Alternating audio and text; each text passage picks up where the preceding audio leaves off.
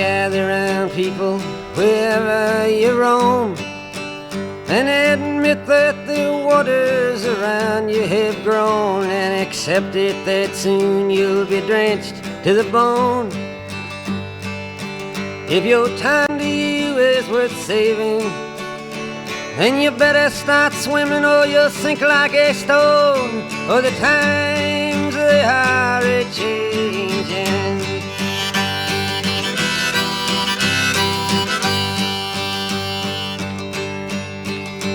Some writers and critics who prophesize with your pen, and keep your eyes wide, the chance won't come again. And don't speak too soon, for the wheel's still in spin, and there's no telling who that it's naming. Was the loser now will be later to win, for the times they are a-changing.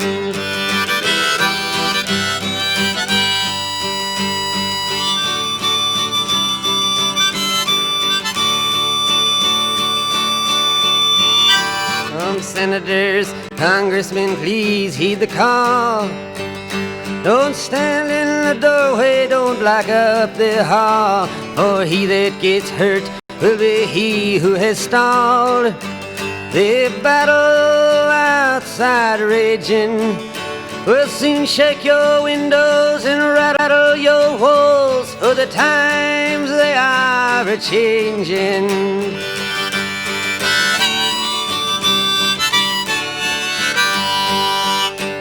Mothers and fathers throughout the land, and don't criticize what you can't understand. Your sons and your daughters are beyond your command. Your old road is rapidly aging. Please get out of the new one if you can't lend your hand, for the times they are a-changing.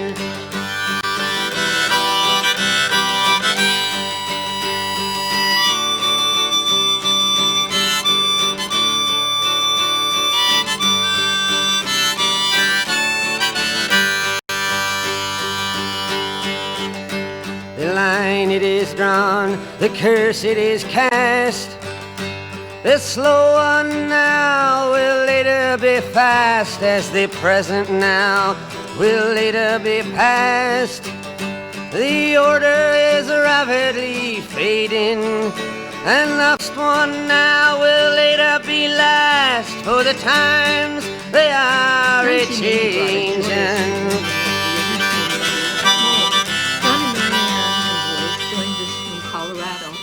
Beth and new husband Dieter took time off their honeymoon to join the group. Trudy and husband Ken hosted. John had baptized their oldest daughter Jen. Cheryl and husband Doug were married by John, and John is oldest son Clint's godfather.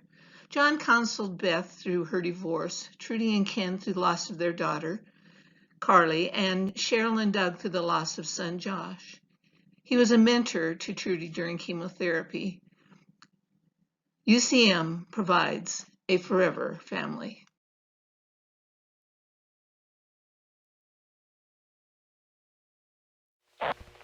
We are one in the Spirit, we are one in the Lord. We are one in the Spirit, we are one in the Lord. And we pray that our unity may one day be restored, and they'll know we are Christians by our love, by our love. Yes, they'll know we are Christians by our love.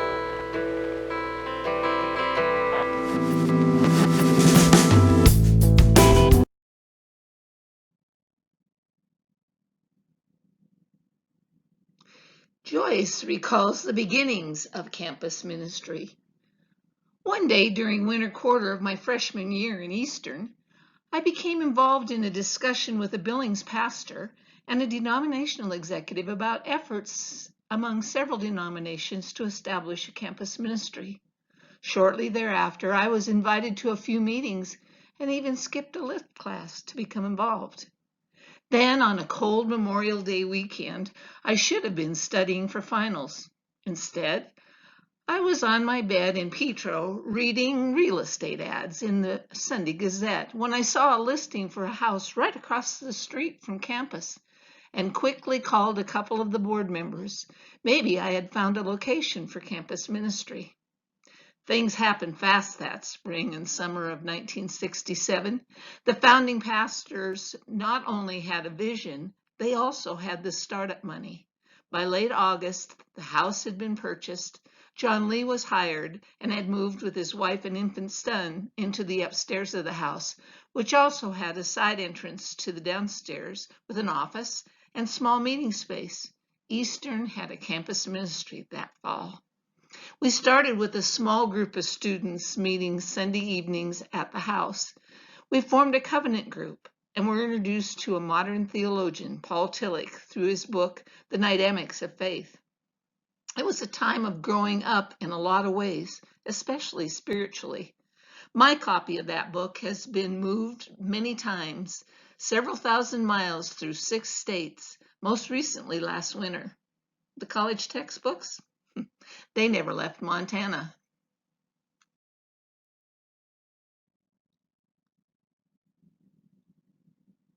Joyce further shares a little bit of the impact of campus ministry on her life and her visit back for the 50th celebration.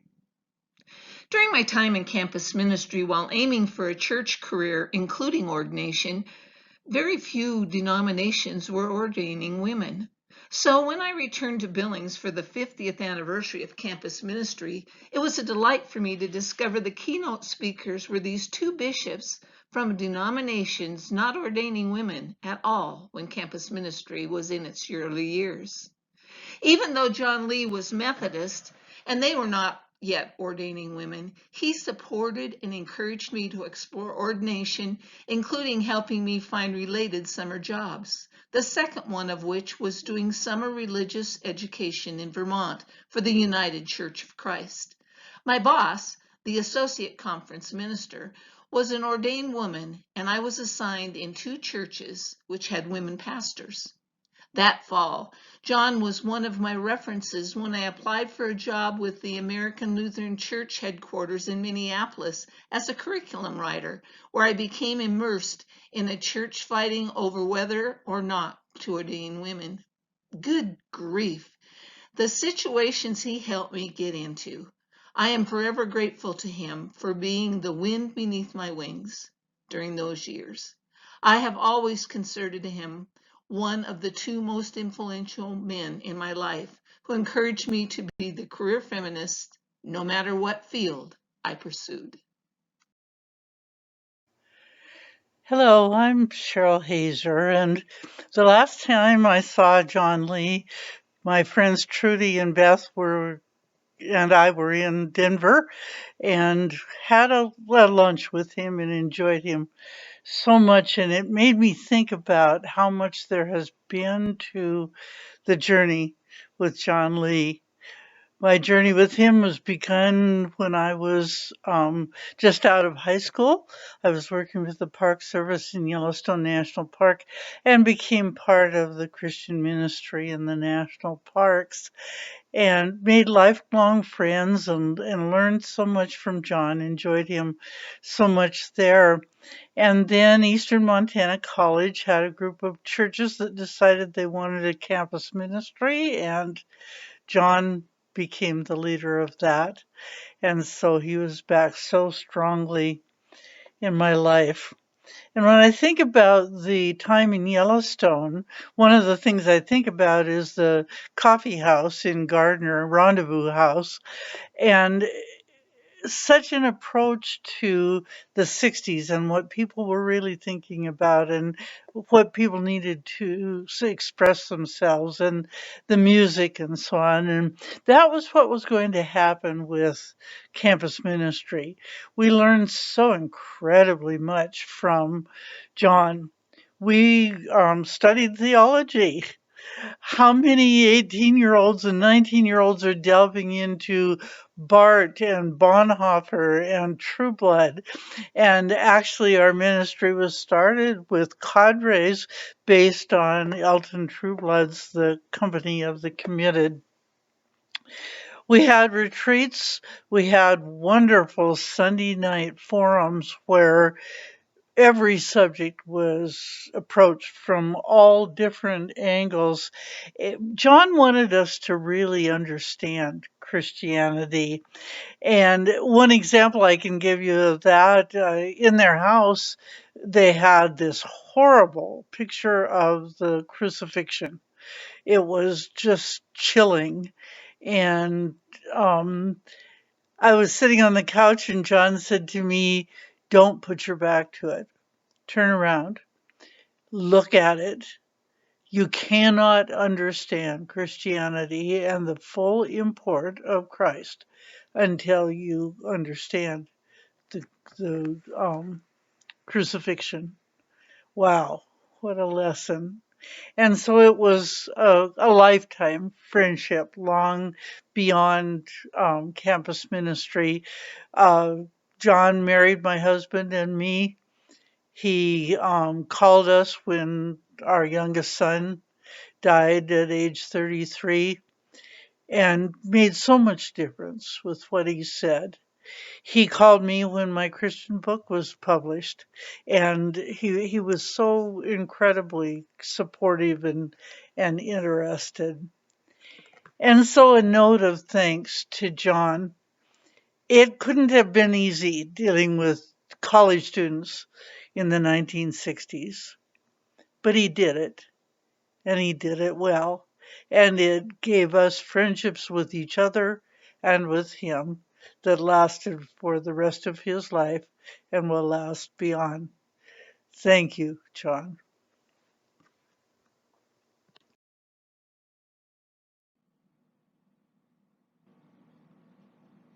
Trudy presents a little bit about the activism of UCM in the 60s.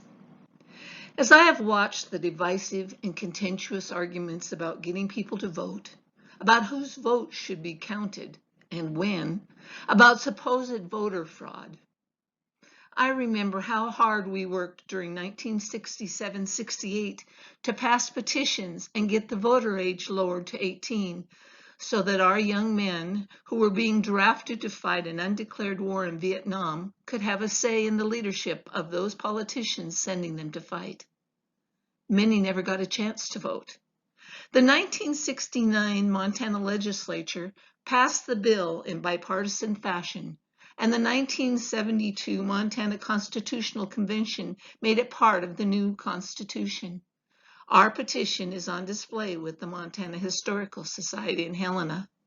What turbulent times as we watched the assassination of Martin Luther King and Robert Kennedy, and the college students protested the Vietnam War. All the while, John mentored us to not be afraid to ask questions, to not be afraid to speak up, and to be courageous to act, to make change.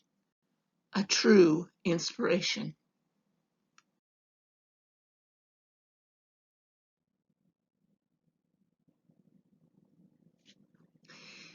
Beth remembers a fun lesson from John in those early days. I wish I could remember what John's actual lesson for the evening was. It had to do with love and mending relationships. What I do remember is that he called Trudy and me aside and asked us to suddenly start arguing, noticeably, noisily, something that did not come naturally to either one of us. We were not to tell anyone else, not even Ken or Kim, our spouses. And one of us was to throw a cup to the floor and break it, which really didn't come naturally to either one of us, neither being comfortable destroying other people's property. Still, he was convincing, and we did it. I think I actually broke the cup, but I'm not 100% sure. I know we both ended up in tears. Everyone else was shocked at our total lack of civility. John got his point across. After 50 plus years, details are a bit fuzzy. I think that Kim and Ken tried to calm us down, but we continued to play our parts, much to their embarrassment. John was amazingly good at getting us both to act against our natures and be convincing. Only the tears were real. Whenever I hear names like Kierkegaard, Bonhoeffer, Merton, Tillich, Niebuhr, as well as Martin Luther King, I'm reminded of John and his efforts to broaden our thinking. What a mentor. John is the reason I have 5 different translations of, at least parts of, the Bible on my shelf, dating from the Psalms from the Cloversdale Bible, 1549, to contemporary 20th century versions, and why I know that J.R.R. Tolkien worked on a modern translation.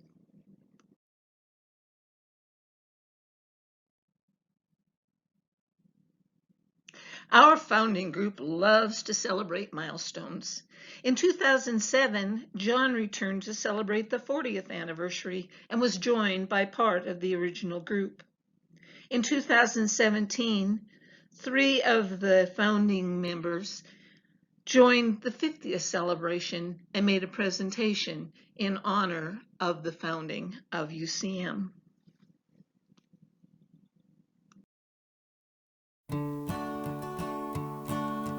How many roads must a man walk down before you call him a man?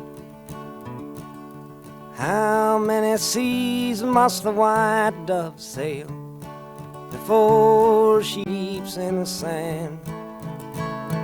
Yes, and how many times must the cannonballs fly before they're forever banned? The answer, my friend, is blowing in the wind. The answer is blowing in the wind.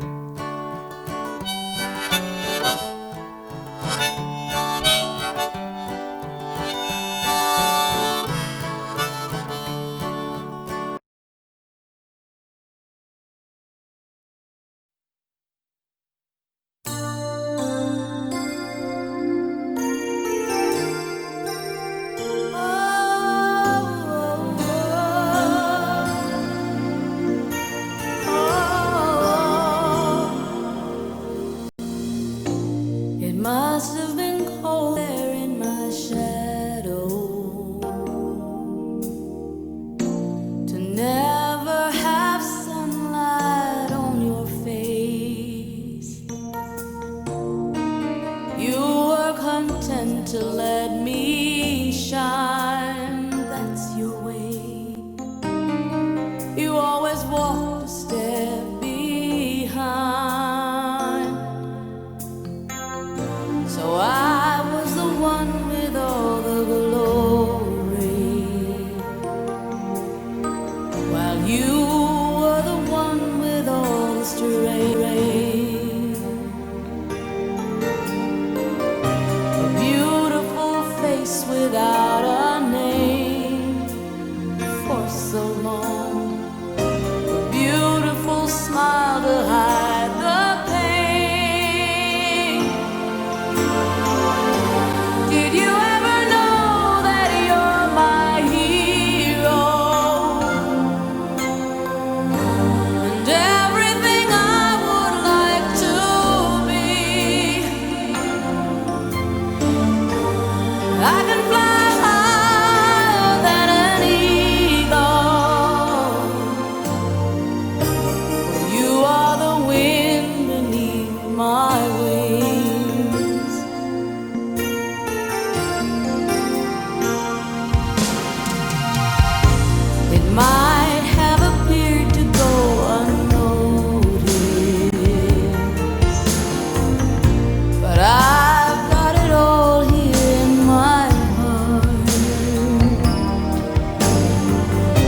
I want